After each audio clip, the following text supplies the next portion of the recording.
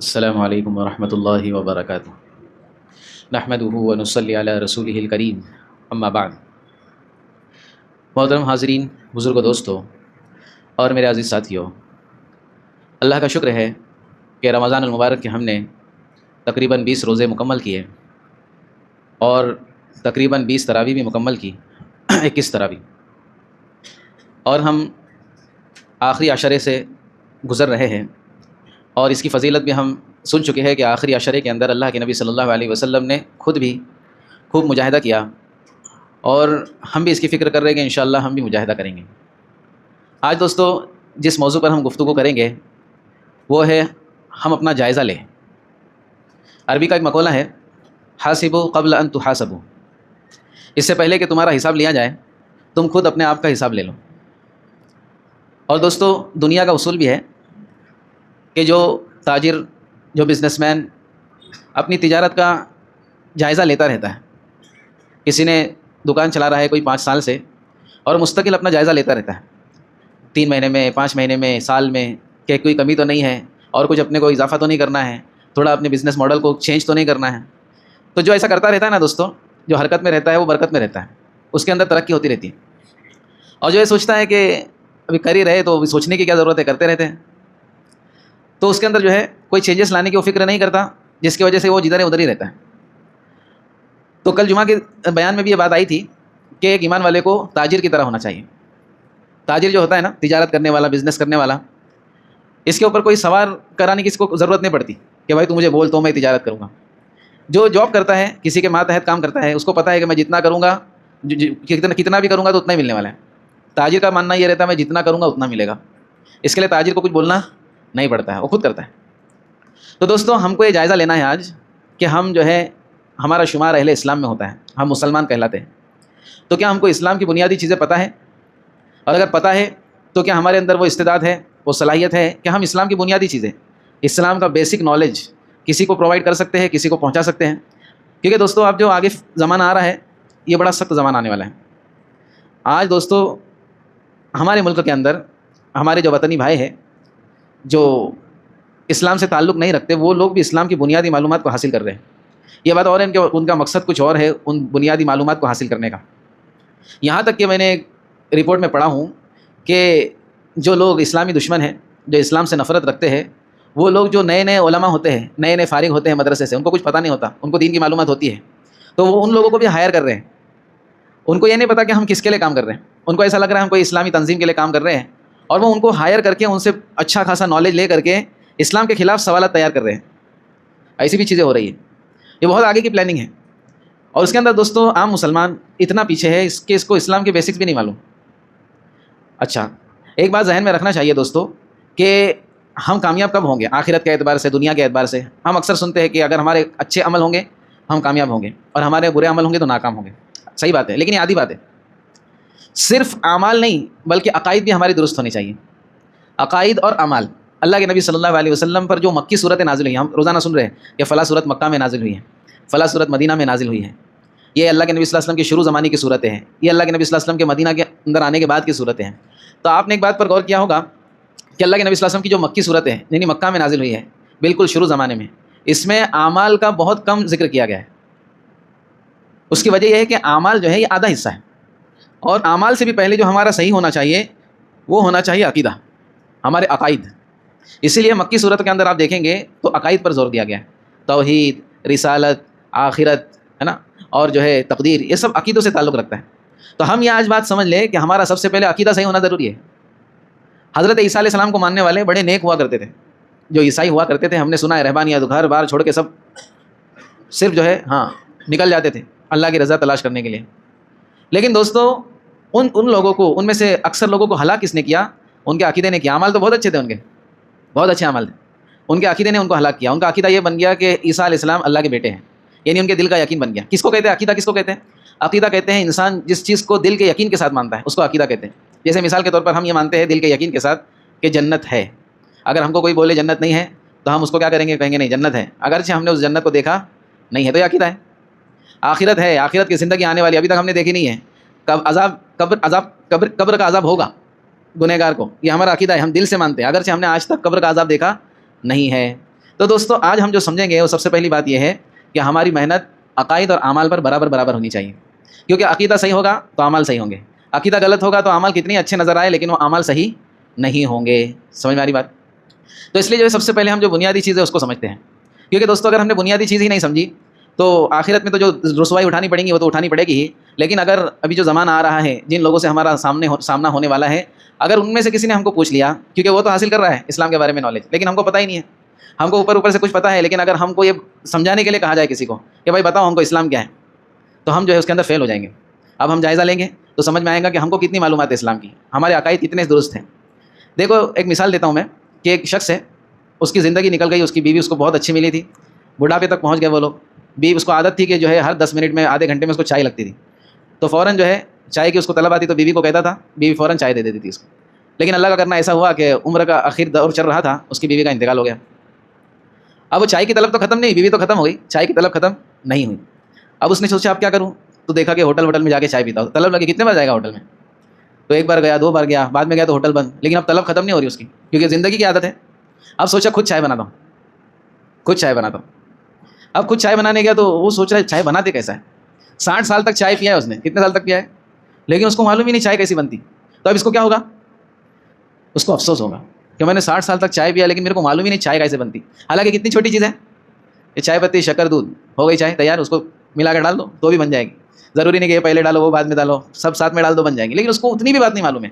تو دوستو ہمارا بھی یہی حال ہوگا کہ ہم کو اتنی بنیادی چیزیں، اسلام، ایمان، بہت چھوٹی چھوٹی چیزیں ہیں علم کے اعتبار سے، ہماری زندگی نکل گئی، لیکن ابھی ہم سے کوئی پوچھے کہ اسلام کس کو کہتے ہیں، نہیں بتا پائیں گے۔ اس کے لیے اس کو سمجھنا بہت ضروری ہے، چھوٹی چھوٹی چیزیں اس کو ہم سمجھیں گے۔ سب سے پہلے یہ سمجھیں کہ ہم مسلمان ہیں، مسلمان اس لیے کیونکہ ہم دین اسلام کو فالو کرتے ہیں، ہمارا دین جو ہے اسلام ہے۔ قبر میں سب سے پہلا سوال یہ ہونے والا ہے، ماں دینوں کا، تمہارا دین کیا ہے، اسلام ہے۔ اچھا اتنا اہم سوال ہے لیکن ہم کو پتہ ہی نہیں کہ اسلام کیا ہے۔ ابھی اس مجمع میں پوچھ لوں چلو بتاؤ اسلام کیا ہے، ہاں ہم کو نالج ہے لیکن ہم اس کو بیان نہیں کر پائیں گے، چلو بتاؤ اسلام کیا ہے، تو اکثر لوگ جو ہے صحیح جواب نہیں دے پائیں گے، اس لیے اس کو سمجھنا ضروری ہے۔ تو ہم سمجھتے ہیں سب سے پہلی چیز اسلام کیا ہے۔ اسلام کی لغت کے اندر، ڈکشنری کے اندر اسلام کے معنی ہے تسلیم کرنے کے، مان لینے کے، سپرد کر دینے کے، کسی کی بات کے سامنے سرنڈر کر دینے کو کیا کہتے ہیں، اسلام کہتے ہیں۔ یہ ڈکشنری کے اندر کا معنی ہے۔ اصطلاح میں اسلام کے معنی ہے، اسلام کی بنیادیں بتائی گئی ہے اصطلاح کے اندر کہ 5 چیزیں جو اسلام ہیں اس کا اظہار کرنا، اس کا کیا کرنا، اظہار کرنے کا نام اسلام ہے۔ سب سے پہلے شہادت کا اقرار کرنا، شہادت 2 چیزوں کی دینی ہم کو، یعنی گواہی دینی، شہادت کا مطلب گواہی، کہ اللہ کے ایک ہونے کی گواہی دینا، یہ اسلام کی سب سے پہلی بنیاد ہے۔ اسلام کی سب سے پہلی بنیاد یہ ہے کہ اللہ کے ایک ہونے کی گواہی دینا، اس کے اندر توحید بھی آ جاتی ہے کہ اللہ رب العزت ایک ہے، تنہا ہے، تمام چیزوں کا مالک اللہ ہے، اللہ کے سوا کوئی کچھ نہ بنا سکتا ہے نہ بگاڑ سکتا ہے، اس لیے اس کے پیچھے جو ہے بہت ساری چیزیں، اس کا صرف اقرار کرنا یعنی ظاہر کر دینا، یہ اسلام ہے۔ دوسرا حصہ شہادت کا یہ ہے گواہی کا کہ اللہ کے نبی صلی اللہ علیہ وسلم کی رسالت کی گواہی دینا، کہ محمد صلی اللہ علیہ وسلم اللہ کی طرف سے بھیجے ہوئے نبی ہے اور آخری نبی ہے، یہ اس کے اندر ہونا چاہیے، آخری نبی ہے، آپ صلی اللہ علیہ وسلم کے بعد کوئی نبی آنے والا نہیں ہے، اس کا اقرار کرنا، یہ کہتے ہیں اس کو شہادتین، 2 شہادت۔ اسلام کی سب سے پہلی چیز، سب سے پہلی بنیاد شہادت ہے۔ سمجھ میں آ گئی؟ ابھی کوئی پوچھے اسلام کیا ہے تو اس کو ہم کہہ سکتے ہیں کہ اسلام جو ہے یہ ظاہر کرنے کا نام ہے، اپنی جو ہے اللہ کے حوالے کر دینے کا نام ہے، سپرد کر دینے کا نام ہے، ہاں، اور اس کے اندر سب سے پہلی بنیاد ہے شہادتین۔ دوسری چیز ہے نماز کو قائم کرنا، اس کی گواہی دینا، اس کا اقرار کرنا، اقرار کرنے کو کہتے ہیں اسلام، نماز کا اقرار کرنا۔ اگر کوئی شخص نماز نہیں پڑھتا لیکن انکار بھی نہیں کرتا کہ نماز نہیں ہے تو وہ مسلمان تو ہے بہرحال، اگرچہ بعض حدیث کے اندر یہ آیا ہے کہ نماز نہ پڑھنے والا کافر ہو جاتا ہے، لیکن علماء نے کہا نہیں ٹھیک ہے، اس کافر ہو جانے کا مطلب ہے کہ اس نے ایک عمل کفر والا کر دیا۔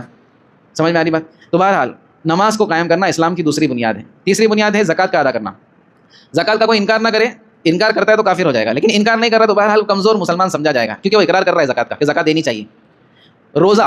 روزے کا اقرار کرنا، یہ بھی اسلام کی چوتھی بنیاد ہے۔ اور اسی طرح 5ویں چیز صاحب استطاعت کے لیے حج کا اقرار کرنا، کہ بھائی حج ہے، حج یہ اللہ کی طرف سے فرض کیا ہوا عمل ہے۔ یہ ہو گئی 5 چیزیں، اس کا نام ہے اسلام۔ سمجھ میں آ رہی بات؟ آسان ہے کہ نہیں آسان ہے؟ جیسے چائے بنانا آسان ہے لیکن 60 سال تک اس کو چائے بنانے کا پتہ ہی نہیں تھا چائے بنتی کیسا ہے، تو افسوس ہوگا، اسی طرح ہم کو بھی افسوس ہوگا۔ اس لیے دوستو آج ہم سمجھ لیں کہ اسلام کس کو کہتے ہیں۔ دوسری چیز ہم روزانہ استعمال کرتے ہیں زبان پر ایمان، کیا استعمال کرتے ہیں؟ ایمان، لیکن ہم کو نہیں معلوم ہے۔ اگر ہم کوئی بولے ایکسپلین کرو تو ہم جو ہے کچھ نہ کچھ بتا دیں گے، لیکن جو اس کی جو حقیقت ہے اس کو نہیں بتا پائیں گے۔ تو ایمان نام ہے، جیسے ہم نے زبان سے اقرار کیا اس کا نام ہے اسلام، دل سے مان لینے کا نام ایمان ہے، دل سے مان لینے کا نام ایمان ہے۔ اللہ کے نبی صلی اللہ علیہ وسلم کے بھروسے پر، ان کے اعتماد پر، جو چیزیں اللہ کے نبی صلی اللہ علیہ وسلم نے آخرت کے اعتبار سے کہی ہے اس کا نام ایمان ہے۔ اب اس کی تفصیل ہے، ایک ہوتا ہے ایمان مجمل، ایک ہوتا ہے ایمان مجمل۔ جیسے ایمان مجمل کا مطلب یہ ہے کہ میں اللہ پر ایمان لایا اور اس کے تمام احکامات پر ایمان لایا، اس کے تمام احکامات کے پورا کرنے کا میں نے اپنے دل میں یہ کر لیا، یقین کر لیا کہ اللہ کی طرف سے جتنے اعمال ہیں وہ مجھ کو کرنا ہے۔ اور ایمان مفصل ہے، ایمان مفصل کیا ہے؟ آمنت باللہ وملائکتہ وکتبہ ورسلہ والیوم الآخر والقدر خیرہ وشرہ من اللہ تعالی، کہ میں ایمان لایا اللہ پر۔ اللہ پر ایمان لانے کا مطلب یہ ہے کہ اللہ کی ذات پر بھی ایمان لایا اور اللہ کی صفات پر بھی ایمان لایا۔ مشرکین مکہ جو تھے نا، وہ اللہ کی ذات پر ایمان رکھتے تھے، اللہ کو وہ مانتے تھے، لیکن اس کی صفات میں گڑبڑ کرتے تھے۔ اللہ کی صفات کیا ہے؟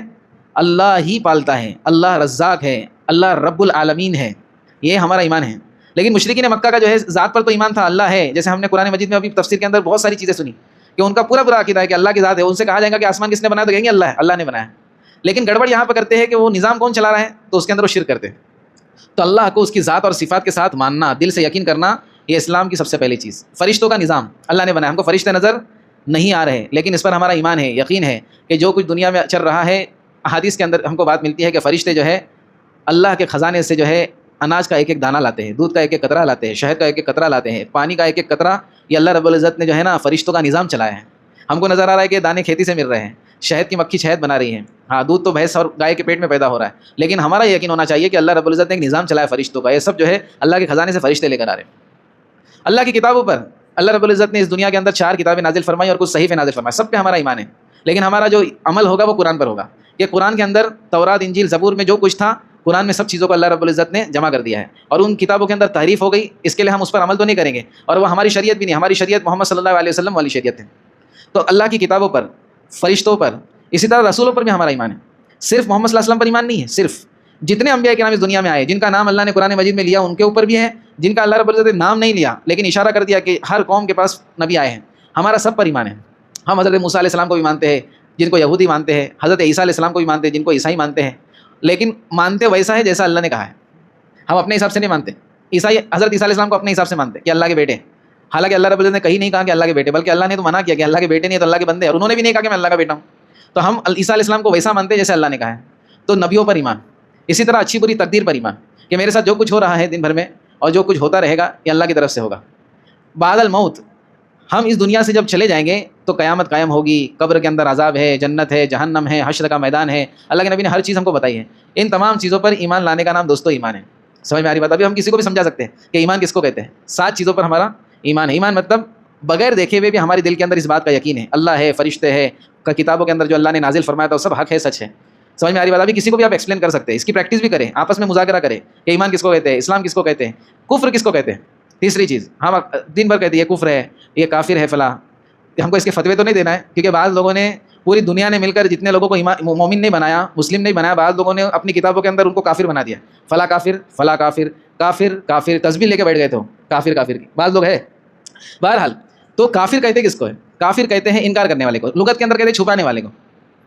ایک شخص ہے، جیسے کسان ہے، وہ دانے کو زمین میں چھپا دیتا ہے، تو اگر آپ دیکھیں گے تو کسان کو بھی کافر کہا جاتا ہے ڈکشنری کے اعتبار سے، لیکن اصل اصطلاح کے اندر، شریعت کے اندر کافر کہتے ہیں انکار کرنے والے کو، جو اللہ کی ذات کا انکار کرے، اللہ کے نبی کی رسالت کا انکار کرے، اسی طرح جو اللہ کے احکامات، جیسے ہم نے بھی سنا نماز، روزہ، زکوٰۃ، اس کا بھی انکار کر دیں۔ جس چیز کا اللہ رب العزت نے انکار کرنے سے منع کیا ہے اس کا انکار کرتے ہیں، اس کو کافر کہتے ہیں۔ اور مشرک کس کو کہتے ہیں؟ مشرک کہتے ہیں شرک کرنے والے کو، اللہ کی ذات کے ساتھ کسی کو شریک کر لیا، اسی طرح اور بھی شرک کی بہت ساری چیزیں ہیں۔ تو بیسک تو یہ سمجھیں کہ کوئی شرک کرنے والا ہے اللہ کی ذات اور صفات میں تو اس کو کہیں گے مشرک، اور اللہ رب العزت نے صاف اعلان کر دیا ہے کہ اللہ رب العزت شرک کو تو معاف نہیں کرے گا، شرک کے علاوہ جس گناہ کو چاہے گا معاف کر دے گا۔ جیسے ایک مثال دے دو شرک کی آپ کو، کہ ہمارا یقین ہے کہ پیدا کرنے والا اللہ ہے، مارنے والا اللہ ہے، اولاد دینے والا اللہ ہے، ہر چیز کا مالک اللہ ہے، ایسی چیز جو ناممکنات میں سے مخلوق کے لیے ہے۔ سمجھ میں آ رہی بات؟ جیسے ہم مثال کے طور پہ عام طور پر آپس میں بھی ایک دوسرے سے مدد مانگ لیا کرتے ہیں، جیسے مثال کے طور پر ہمارے پاس جو ہماری تنخواہ آنے والی 10 تاریخ کو اور 5 تاریخ کو ہمارے پیسے ختم ہو گئے، اب ہم اپنے دوست کے پاس گئے، اپنے بھائی کے پاس گئے، بھائی تھوڑے 5,000 روپے دیتے ہیں، ابھی تنخواہ آئیں گی تو دے دیتا ہوں، تو اس کو شرک نہیں بولیں گے بھائی، اس کو شرک نہیں بولیں گے۔ شرک کس کو بولیں گے؟ ناممکنات۔ جیسے مثال کے طور پر ابھی کشتی میں بیٹھا ہوا ہوں اور کشتی جو ہے ڈوبنے لگی، اب کسی کا باپ نہیں بچا سکتا میرے کو، بچانے والا اللہ ہی ہے۔ اب یہاں پر میں کسی کو پکار رہا ہوں اللہ کے علاوہ کہ فلاں جو ہے آ کر میری مدد کر دے، فلاں بزرگ میری مدد کر دے۔ اگر غیر مسلم اپنے معبودوں کو بلائے گا تو وہ بھی مشرک ہے، اس نے بھی شرک کیا، اور ایمان والے اللہ کے سوا کسی کو یہاں پر پکار دے تو انہوں نے بھی شرک کیا۔ ایسا نہیں ہے کہ بھائی وہ فلاں قوم کے لوگ ہیں غیر مسلم ہیں وہ بلائیں گے تو ہی شرک ہوئے گا، ہم لوگ بھی اللہ کے سوا کسی کو پکاریں گے تو کیا ہو جائے گا؟ شرک ہو جائے گا۔ اولاد دینا اللہ کا کام ہے، لیکن اب ہم نے فلاں فلاں کی طرف نسبت کر دیا کہ نعوذ باللہ میرے کو تو اولاد ہی نہیں ہو رہی، اب تھوڑا ٹرائی کرتا ہوں فلاں جگہ پہ جا کے، فلاں آستانے پہ جا کے مانگتا ہوں، فلاں جگہ پہ جا کے جو ہے فلاں کام کرتا ہوں تو مجھ کو اولاد ہو جائیں گی۔ یہ دوستوں آج بھی مسلمانوں کے اندر عقائد موجود ہیں۔ غیر مسلموں کی بات چھوڑ دو، ہم اپنا جائزہ لے، جو لوگ توحید اور رسالت کی گواہی دیتے ہیں، جو لوگ اپنے آپ کو مسلمان کہتے ہیں، وہ لوگ بھی دوستوں اس معاملے میں کہیں نہ کہیں جا کے اٹک جاتے ہیں۔ اس لیے دوستوں ہم سب کو اس بات کا یقین ہونا چاہیے کہ جو ہے کرنے والی ذات اللہ کی، اس کے ساتھ کسی کو شریک نہ کرے۔ منافق کس کو کہتے ہیں؟ یہ تو ہم سن چکے ہیں، جو اسلام کا اظہار کرتا ہے لیکن اس کے دل میں کیا ہوتا ہے؟ کفر ہوتا ہے۔ اور منافقین کی علامت اللہ کے نبی نے بتائی، جب بات کرے تو جھوٹ بولے، جب وعدہ کرے تو اس کو پورا نہ کرے، جب امانت اس کے پاس رکھی جائے تو اس میں خیانت کرے، جب معمولی کسی سے جھگڑا ہو جائے تو گالی گلوچ پر اتر آئے۔ یہ منافق کی علامت ہے، جھوٹ بولنا، دھوکہ دینا، اسی طرح امانت میں خیانت کرنا، اور اسی طرح کیا کرنا، چھوٹا موٹا جھگڑا وگڑا ہو جائے کسی سے تو گالی گلوچ پہ اتر آئے، اپنی پہ اتر آئے۔ یہ منافقین کی علامت ہے، اور بھی حدیث کے اندر منافقین کی بہت ساری علامت ہے۔ تو دوستو یہ بیسک چیزیں ہیں، اور اس کے علاوہ ہزاروں چیزیں ہیں۔ یہ بات ذہن میں رکھنا ہے کہ ہم کامیاب اس وقت ہوں گے جب عقائد اور اعمال دونوں درست ہوں گے۔ صرف اعمال کے درست ہونے سے آدھی کامیابی ملے گی، لیکن عقائد کے ساتھ اعمال درست ہوں گے تو اس کے اندر پوری کامیابی ہم کو ملے گی انشاءاللہ۔ اور بھی کچھ چیزیں انشاءاللہ ہم کل بیان کریں گے۔ ایک چیز رہ گئی تھی جو اعتکاف والے ہیں، میں نے کہا تھا پرسوں کہ اعتکاف والے جو ہے نظام الاوقات بنائے، زیادہ سے زیادہ تلاوت کرے، زیادہ سے زیادہ اپنے اعمال میں لگائے اپنے آپ کو۔ دیکھو دوستو جس طرح اعتکاف والے تہجد کی نماز پڑھتے ہیں، اسی طرح وہ اشراق اور چاشت اور اوابین کی بھی فکر کریں۔ ابھی نہیں کریں گے تو کبھی کریں گے، اور ہم بیٹھے ہی 24 گھنٹے اس کے لیے۔ تو اس خاص طور پر اعتکاف والے اس بات کی فکر کرے کہ جب تک طلوع آفتاب نہیں ہو جاتا، یہاں پر طلوع کا ٹائم لکھا ہوا ہے، طلوع آفتاب تک ان کو سونا نہیں ہے، کیونکہ حدیث میں اس کی ممانعت آئی ہے۔ طلوع آفتاب تک سونا نہیں ہے، طلوع آفتاب ہو جائے، اس کے 20 منٹ گزر جائے، 2 رکعت 4 رکعت عشاء کی نماز پڑھ کے سو جائے، اس کی فکر کرے۔ اور اس کے علاوہ عصر کے بعد بھی نہیں سونا ہے، عصر اور مغرب کے بیچ میں بھی سونا نہیں ہے۔ اس کے علاوہ اپنے سونے کا وقت بنائے، دوپہر کے وقت قیلولہ کرنا یعنی آرام کرنا ہے، سنت ہے۔ تو خاص سنت کی نیت سے قیلولہ انشاءاللہ کریں گے، اس کا بڑا نفع ہوگا، رات میں جاگنے بھی آسانی ہوں گے، دوسرے اعمال میں جڑنا بھی آسان ہو جائے گا۔ اللہ رب العزت کہنے سننے پر عمل کی توفیق دے۔ سبحان اللہ۔